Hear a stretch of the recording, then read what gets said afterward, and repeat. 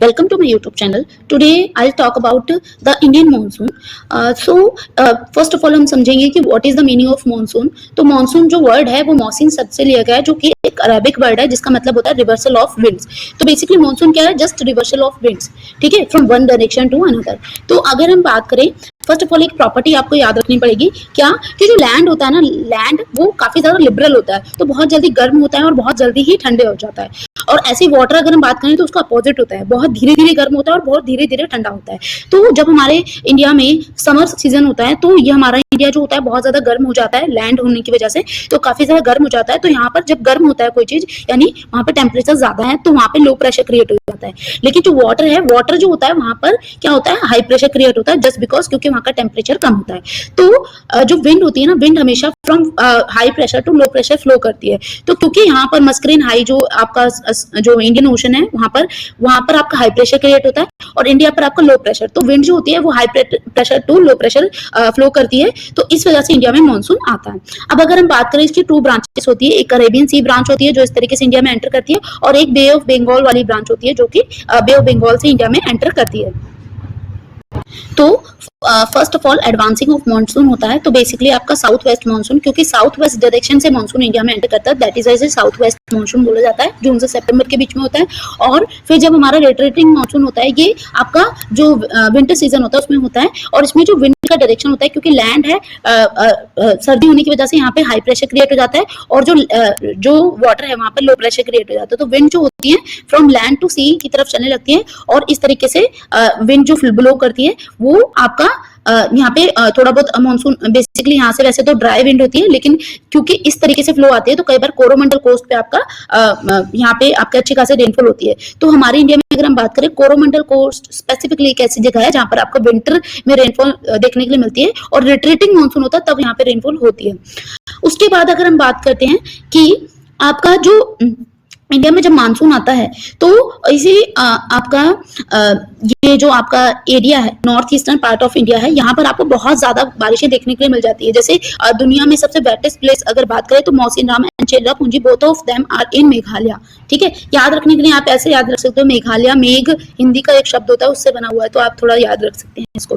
ठीक है, अगर इंडिया में जो ब्रांच आपकी अरेबियन सी वाली एंटर करती है उसमें ध्यान रखना है, जैसे अरावली हिल्स है, तो अरावली हिल्स से ना पैरेलल चली जाती है, तो as such western side of Aravalli hills monsoon as such इतना इम्पैक्ट नहीं डाल पाती है, ये भी याद रखना है. तो इसीलिए यहाँ पे डेजर्ट वगैरह आपको देखने मिलेगा, जो 18th नंबर पे पूरे वर्ल्ड में डेजर्ट माना जाता है, थार डेजर्ट, वो आपको हमारे राजस्थान में देखने के लिए मिल जाएगा. उसके बाद जो वेस्टर्न घाट में इधर माउंटेनस रीजन है, ठीक है, सह्याद्री वगैरह भी कहा जाता है, तो आप यहाँ पे देखोगे यहाँ पर क्योंकि माउंटेन्स है तो विंड इस तरीके से आती है, और विंड जैसे अगर ये माउंटेन होता है तो विंड इस तरीके से आई और फिर इस तरीके से ऊपर की तरफ ग्रो करने लगती है, और फिर यहीं पे कंडेंस होकर यहाँ पे रेनफॉल कर देती है. तो जिस साइड पर रेनफॉल करती है, जो माउंटेन के जिस साइड पे, उसको ओरोग्राफिक रेनफॉल बोला जाता है, और जो दूसरा साइड है उसको लीवर्ड साइड, या फिर आपका यहाँ पर मानसून नहीं होती है तो विंडवर्ड साइड बोला जाता है, तो वहां पर आपको मानसून देखने के लिए नहीं मिलती है.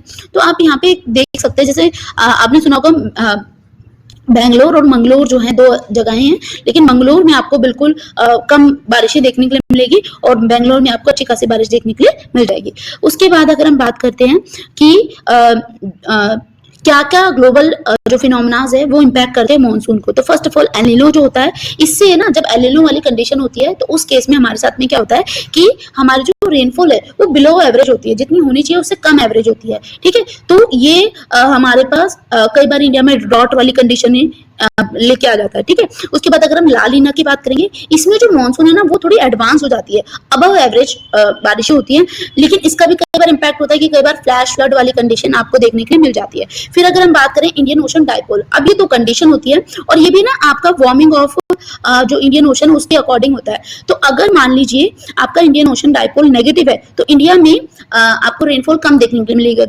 लेकिन अगर इंडियन ओशन डाइपोल पॉजिटिव है तो ये हमारे इंडिया में रेनफॉल को एनहेंस कर देता है. बट समटाइम ये इतना पावरफुल हो जाता है कि जो एल नीनो है ना, अगर एल नीनो कंडीशन है लेकिन इंडियन ओशन डाइपोल भी साथ में हो रहा है, साइमल्टेनियसली हो रहे हैं, तो ये उसके इम्पैक्ट को खत्म करने की जो कैपेबिलिटी है वो रखता है। ठीक है, फिर मैडम जूलियन ऑसिलेशन बोला जाता है। इसमें क्या होता है, जब इसका लो प्रेशर जो है इंडिया में है, तो उस केस में आपको इंडिया में अच्छी खासी जो रेनफॉल है वो देखने के लिए मिल जाती है। उसके बाद अगर हम बात करते हैं इकोलॉजिकल एंड एग्रीकल्चर सिग्निफिकेंस, तो देखो जो हमारी इंडिया में मानसून होती है ना, उसी से 70% 75% जो हमारे इंडिया में रेनफॉल होती है वो just because of the monsoon wind होती है।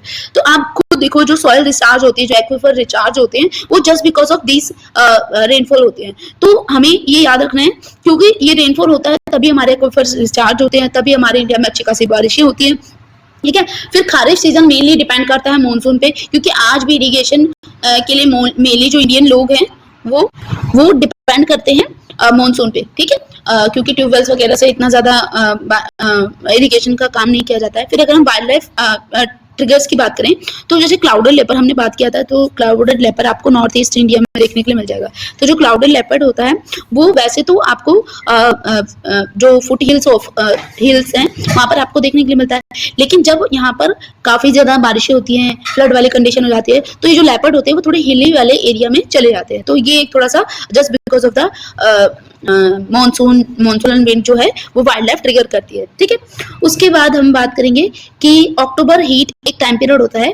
इस टाइम में क्या होता है ना, काफी ज्यादा टेम्परेचर बढ़ जाता है और हॉट क्लियर स्काई होता है। तो इसलिए ना यहाँ पर टेम्परेचर बढ़ने की वजह से सम टाइम में ना ऐसा होता है कि बहुत सारे ना आपके साइक्लोन्स फॉर्म होने लगते हैं, तो वो उसका बहुत ज्यादा इम्पैक्ट पड़ता है तमिलनाडु और या आपके आंध्र प्रदेश उड़ीसा वाले एरिया में, इस तरीके से। ठीक है, ओके, थैंक यू।